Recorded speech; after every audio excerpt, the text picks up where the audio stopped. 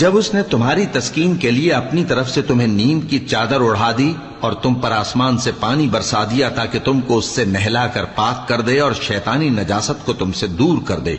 और इसलिए भी कि तुम्हारे दिलों को मजबूत कर दे और उससे तुम्हारे पांव जमाए रखे। जब तुम्हारा परवरदिगार फरिश्तों को इरशाद फरमाता था कि मैं तुम्हारे साथ हूं, तुम मोमिनों को तसल्ली दो कि साबित कदम रहें। मैं अभी काफिरों के दिलों में रोबो हैबत डाले देता हूं, सो उनकी गर्दनें उड़ा दो और उनकी पोर पोर तोड़ दो। ये सजा इसलिए दी गई कि उन्होंने अल्लाह और उसके रसूल की मुखालिफत की,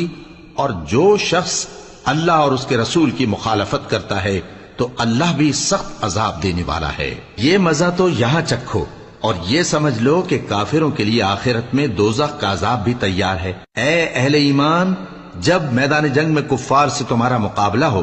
तो उनसे पीठ न फेरना,